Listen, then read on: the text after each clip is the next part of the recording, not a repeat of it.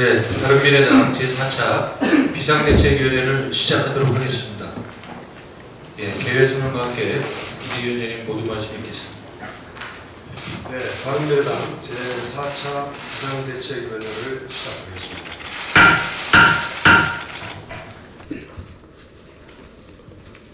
민주당 소속 부산, 울산, 경남 단체장 당선인 3명이 느닷없이 동남권 신공항 건설을 들고 나왔습니다.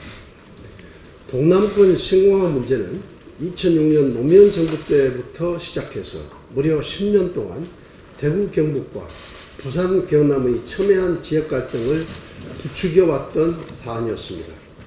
그래서 지난 정부에서 프랑스 업체의 타당성 용역을 거쳐 김해공항 확장으로 결론을 냈고 당시 관련 5개 광역지자체도 승복했던 것입니다.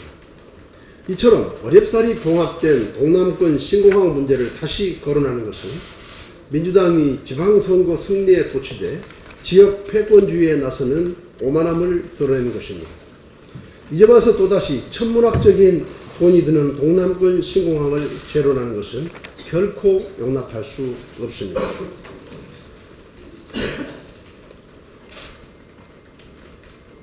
문재인 정부가 경제, 민생, 일자리 문제에 있어 역대 최악의 무능을 보여왔다는 점에서 어제 청와대 경제라인에 대한 문책 인사는 지극히 당연합니다. 그런데 김동연 경제부총리와 사사건건 갈등을 빚어왔던 당사자이고 최저임금과 소득주도 성장 정책 실패의 수장인 장하성 정책실장을 위임한 것은 실패로 드러난 경제정책 기조를 유지하겠다는 것으로서 매우 유감스럽습니다. 임종석 비서실장은 문재인 정부 출범 2기를 맞아 조금 더 속도를 내기 위한 개편이라고 했는데 국정운영은 대통령과 청와대 비서진이 하는 것이 아니라 대통령과 총리 내각이 하는 것입니다. 대통령 비서에 불과한 수석을 바꿔서 국정운영에 속도를 내겠다는 것은 부처 장관을 또다시 패싱하겠다는 것입니다. 경제정책은 김동연 경제부총리를 사령탑으로 운영되어야 하며 국정운영에 대한 대통령과 청와대의 잘못된 인식부터 바꿔야 합니다. 여당인 민주당도 마찬가지입니다. 소득주도 성장을 두고 홍보 투어에 나서며 정책 실패가 마치 홍보 부족 때문인 것처럼 호도하고 있는 것은 참으로 개탄스럽습니다.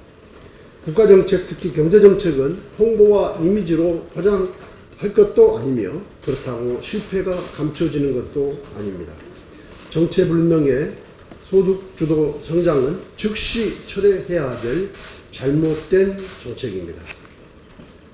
청와대 인사와 관련해서 한 말씀 더 드리면 여론을 조작하고 선거제도를 부정한 명백한 범죄자 드루킹의 핵심 연루자를 정무비서관에 임명한 것은 문재인 정부가 얼마나 범죄에 둔감하고 국민을 무시하는 것인지를 그대로 보여준다고 생각합니다. 지방선거 압승이 범죄에 대한 면죄부는 될 수 없을 것입니다. 공정위에 따르면 자산 5조 원 이상 재벌의 내부 거래가 2014년 7조 9천억에서 2017년 14조 원으로 2배 가까이 증가했습니다. 재벌들의 불공정 거래가 더욱 심해진 것입니다. 재벌 개혁의 필요성을 분명히 보여주고 있습니다. 한국 기업들의 성장은 저임금 장시간 노동을 감수한 국민과 노동자들의 땀과 희생을 위해서 만들어진 성과입니다. 그럼에도 일부 재벌들이 기업을 재벌 일가의 소유물로 인식하고 성장의 과실을 사유화하며 임직원들을 종부리하고 있습니다. 갑질과 특권의 울타리에 갇혀 민심과 동떨어져 있습니다. 문재인 정부는 철저한 재벌 개혁과 함께 규제 개혁과 노동 개혁도 함께 단행해서 민간의 활발한 창업을 유도하고 투자 확대와 일자리 창출에 기여할 수 있도록 해야 할 것입니다. 이상입니다. 네, 오늘 네, 원내대표입니다. 원내대표로 선출되고 나서 처음 참석하는 비대위입니다. 원내대표로서 무거운 책임감을 느끼고 우리 당의 혁신, 화합, 자강의 추선의 노력을 다하도록 하겠습니다. 어제 각 당 원내대표님들을 예방한 결과 한마음으로 서둘러 원구성을 마치고 생산적인 국회를 만들어내야 한다는데 의견을 모았습니다. 오늘 오후 2시 30분에 20대 국회 하반기 원구성 협상이 시작됩니다.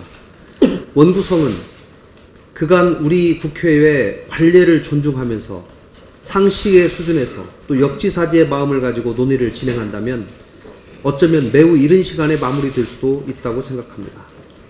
국회의 관례는 교섭단체 순서에 따라 의장단을 구성했고 의석수 비율에 따라 상임위원회를 배분해 왔습니다.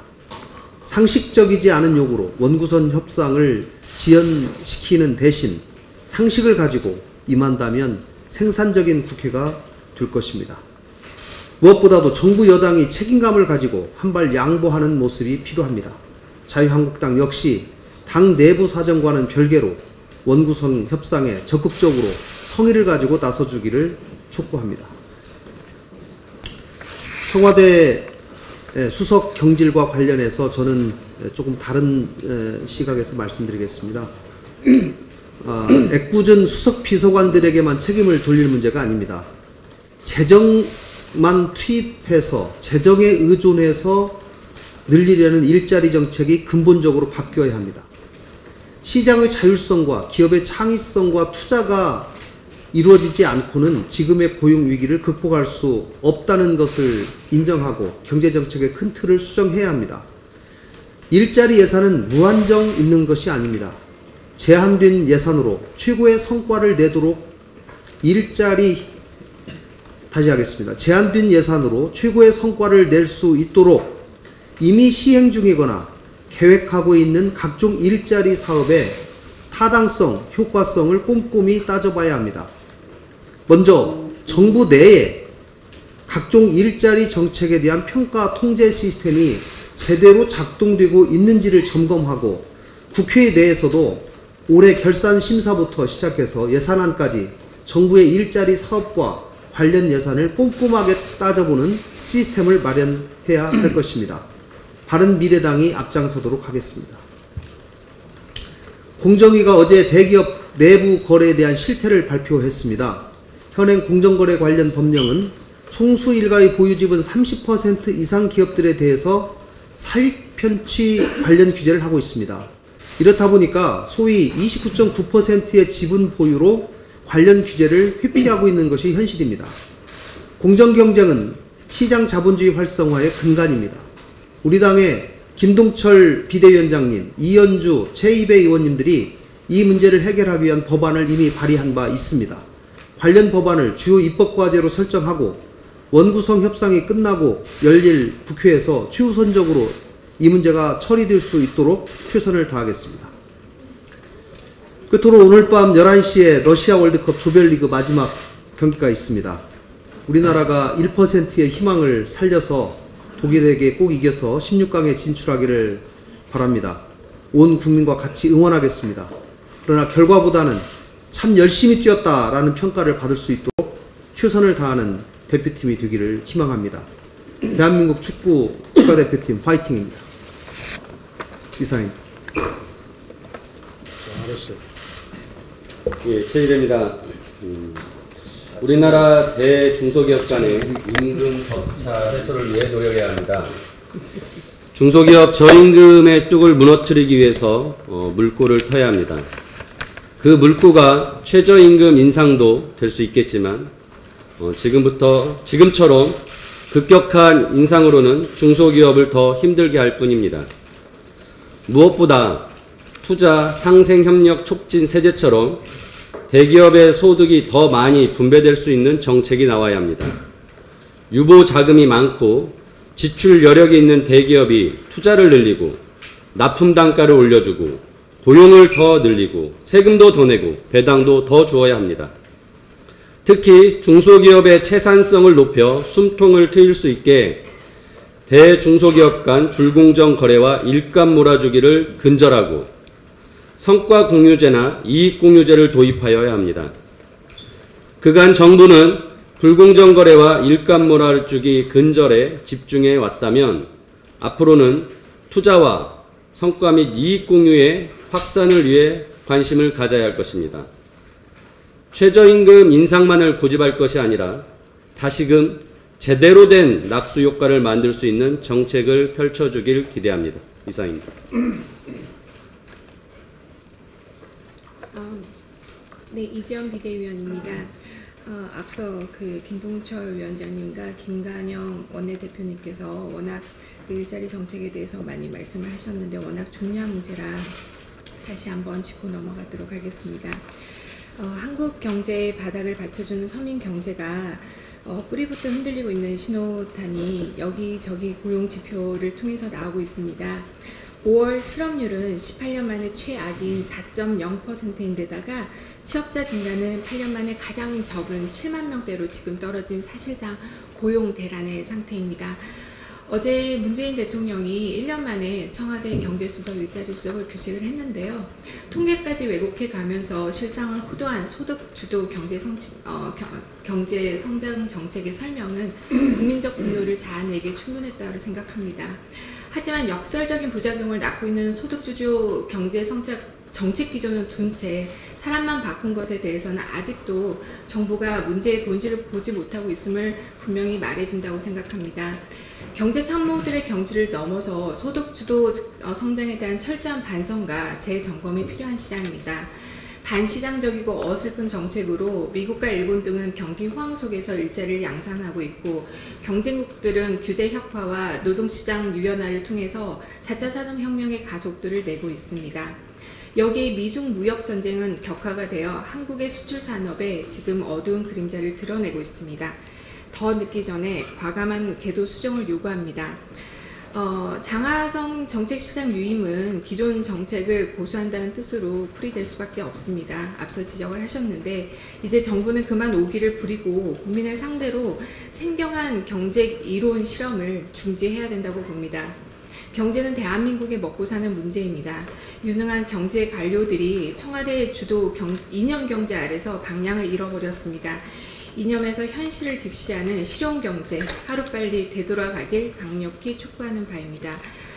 그리고 다음은 아주 최근에 많이 이제 사회적 이슈가 되고 있는 난민 문제에 대해서 저희 바른미래당 비대위원의 입장을 말씀을 드리도록 하겠습니다.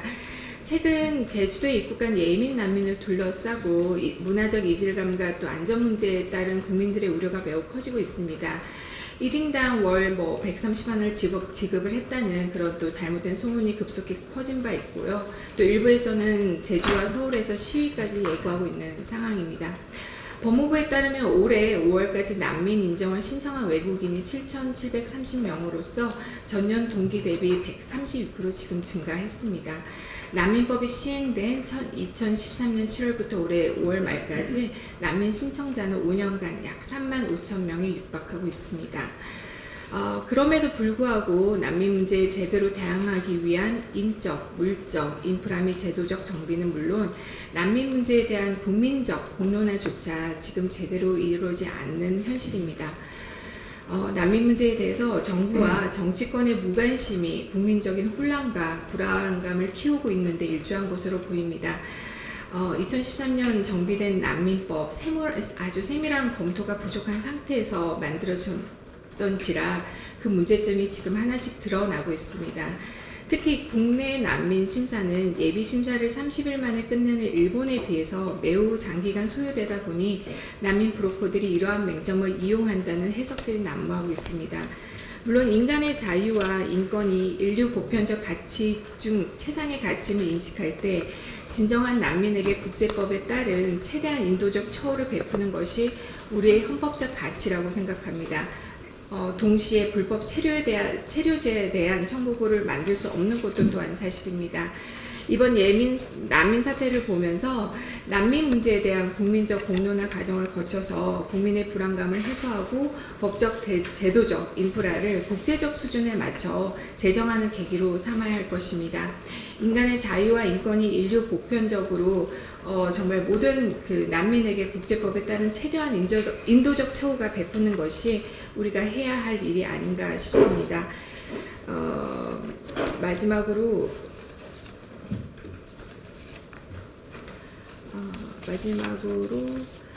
어제 이건 잠깐 짧게 언급하겠습니다. 어제 우리 바른미래당에서 6.23 지방선거 평가 과제라는 토론회를 개최를 했는데요. 하면서 많은 자성과 비판이 나왔습니다. 선거 패배 원인이 이제 한 3가지, 당의 정체성 문제, 선거의 전략 부재, 공천 파동 등 이런 것들이 주 원인이라고 분석이 주요를 이루었는데요. 나온 이야기들 중에 제가 참 주목해야 할 것이 있다고 봤는데, 그것은 원내의 문제인식과 바깥에서의 인식 차이가 크다는 지적이 있었습니다. 바른미래당은 국민들로부터 사실상 사망선고를 받았는데 위기감을 못 느끼고 있다는 지적에 사실상 통감을 합니다. 우리 비대위도 이런 상황 인식 속에서 비대위 기간 동안 당 쇄신 및 당내 개혁, 정치 개혁에 대한 아젠다를 모아서 8월로 확정된 당대표 선출 전까지 지속적인 논의를 하고 대안을 내놓자는 의견을 모았습니다. 우리 당의 미래이자 대한민국의 미래인 젊은 당원들 그리고 젊은 정치인들과 소통하면서 듣는 얘기는 요즘 그렇습니다. 개혁이라는 단어로 정말 바른미래당이 만들어졌는데 그 오름을 위해서 지금 당장은 좀 손해를 보더라도 버티고 행동해 달라는 겁니다. 당내의 이견에 대한 공론화 과정도 좀 더 치열하게 좀 거쳐달라는 그런 주문들을 하고 있습니다. 우리 바른미래당이 지금 젊은 리더들에게 이 비상시국의 상황을 맡겼습니다. 그렇게 맡겼을 때는 무능한 기성 정치에 대한 젊은 층의 그런 합리적 충고를 잘 담아내야 된다고 봅니다. 이상입니다. 자, 민생 최우선의 정당 우리 바른미래당의 입장에서 경제 문제에 오늘 집중해서 한 말씀 드리겠습니다. 앞서 여러 의원님들 말씀하신 것과 같이 고용률 그리고 여러 각종 경제 지표가 그냥 최악의 상황입니다. 중소기업연구원이 20일 발표한 중소기업 동향을 보면 제조업 생산이 3개월 연속 감소세를 나타내고 있고요. 또 한국은행이 어제 발표한 소비자 심리 지수를 보면 최근 14개월 만에 최저 수준을 기록했습니다. 어제 청와대가 경제수석 일자리 수석을 교체한 것과 관련해서 일부 책임론을 수용한 일부 그런 인사로 평가를 하고 있지만 실제로 보면 꼼수에 지나지 않는다 이렇게 말씀드릴 수 있겠습니다.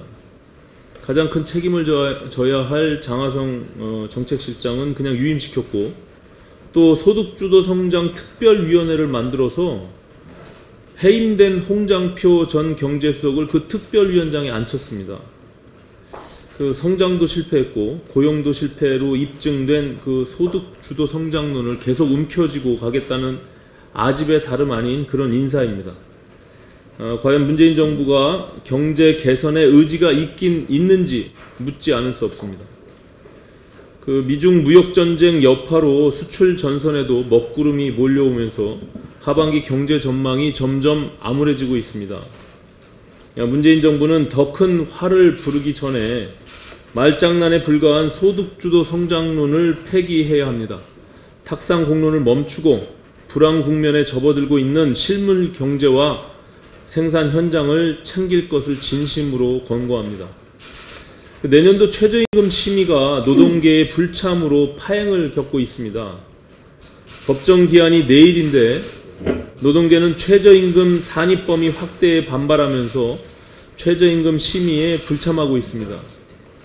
최저임금 산입범위 확대는 급격한 최저임금 인상에 따른 중소상공인과 자영업자의 부담을 덜고 차상위 계층을 보호하기 위해 도입한 것입니다. 지금은 어려운 경제 현실을 감안해서 함께 살기 위해 모두가 조금씩 양보해야 할 때입니다. 노동계는 무리한 주장을 접고 최저임금 심의에 복귀해서 법정기한을 준수해 줄 것을 촉구하는 바입니다. 이상입니다.